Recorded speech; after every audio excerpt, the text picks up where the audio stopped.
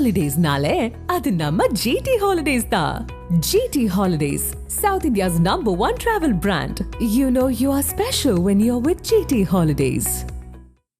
ராஜ்குமார், இது ஏற்கனவே எதிர்பார்க்கப்பட்டதுதான் இப்படி ஒரு நடவடிக்கை இருக்கும் அப்படின்னு மல்லை சத்யா தொலைபேசி வாயிலாகவும் நம்மோடு வந்து இந்த தகவல்களை பகிர்ந்திருக்கிறாரு. இப்ப அடுத்ததாக மல்லை சத்யாவினுடைய செயல்பாடு எப்படி இருக்க போகுது, அவங்களுடைய ஆதரவாளர்கள் மத்தியில என்ன பேசப்படுது ராஜ்குமார்? ஆனந்தி, மல்லை சத்யா குறிப்பிட்டது போன்று அண்ணா பிறந்தநாள் மாநாடு காஞ்சிபுரத்தில் நடத்த அவர் திட்டமிட்டிருக்கார். அதற்கான அனைத்து தயாரிப்பு நடவடிக்கையிலும் அவர் ஈடுபட்டு வருகிறார். ஏற்கனவே மதிமுகவிலிருந்து நீக்கப்பட்டவர்கள் அல்லது கட்சியிலிருந்து செயல்படாமல் இருந்தவர்களை சந்தித்து வருவதாக மல்லை சத்யா நேரடியாகவே செய்தியாளரிடம் பேசியிருக்கிறார்.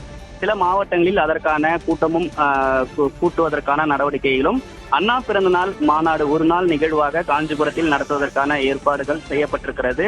அன்றைய தினம் புதிய கட்சி தொடங்குவதற்கு திட்டமிட்டு இருப்பதாக அவர் தரப்பிலிருந்து சொல்லப்படுகிறது.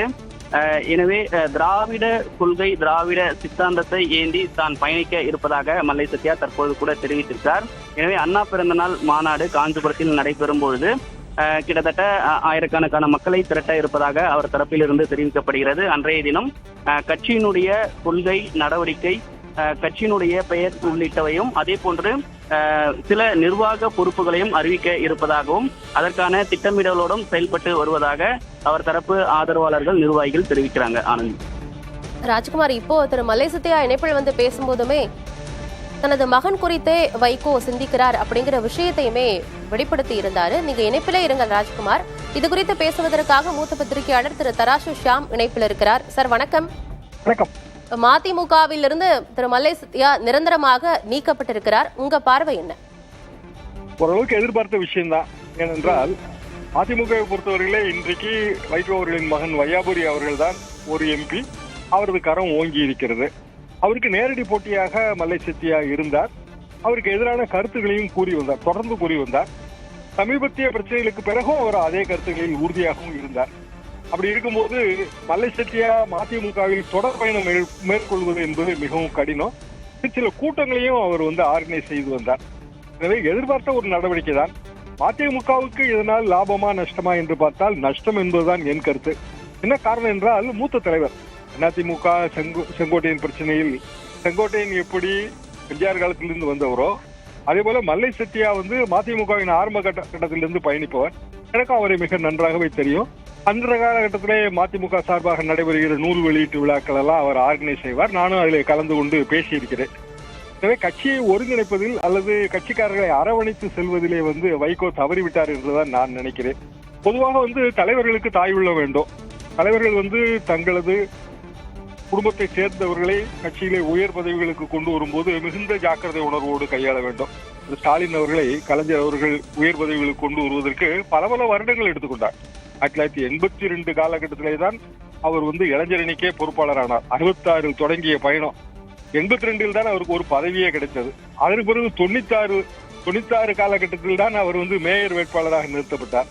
அதற்கு பிறகு எத்தனையோ ஆண்டுகள் கழித்துதான் அவர் செயல் தலைவராகி கலைஞர் மறைவுக்கு பிறகு தலைவரானார். இப்படியே ஒரு நீண்ட காலகட்டம் அதற்கு தேவைப்படுகிறது. அதாவது கட்சிக்காரர்கள் ஒத்துக்கொள்வதற்கு, கட்சியில் இருக்கிற மூத்த தலைவர்கள் ஒத்துக்கொள்வதற்கு, பொதுமக்கள் ஒத்துக்கொள்வதற்கு, இப்படி 3 வகையாக பார்க்க வேண்டும். அப்படி பார்க்கும்போது மல்லை சத்யா அவர்கள் வைகோவோடு தொடர் பயணம் செய்தவர் 1.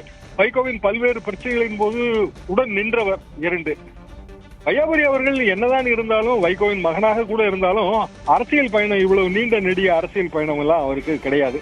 அதுபோக அவர் கூறுகிற பல கருத்துகள் மதிமுகவுக்கே ஒப்பாக இல்லை. பாரதிய ஜனதா ஆதரவு கருத்துகள். அதே மாதிரி நேற்றைக்கு கூட அவர் விஜய் அவர்களுக்கு ஆதரவான பல கருத்துக்களை பதிவிட்டிருந்தார். இப்படி அவர் கூறுகிற பல கருத்துகளிலே பல்வேறு முரண்பாடுகள் இருக்கின்றன.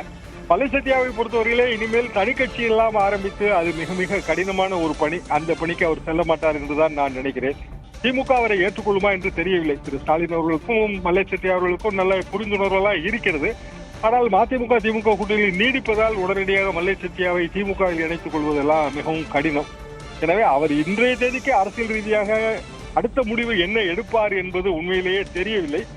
ஆனாலும் மதிமுகவில் இருக்கிற பலரும் மல்லை சத்யாவுக்கு ஆதரவு தெரிவிப்பார்கள் என்றுதான் நான் நினைக்கிறேன்.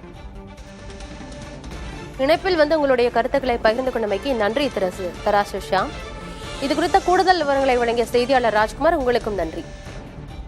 ஹாலிடேஸ்னாலே அது நம்ம GT Holidays தான். GT Holidays, South India's #1 travel brand.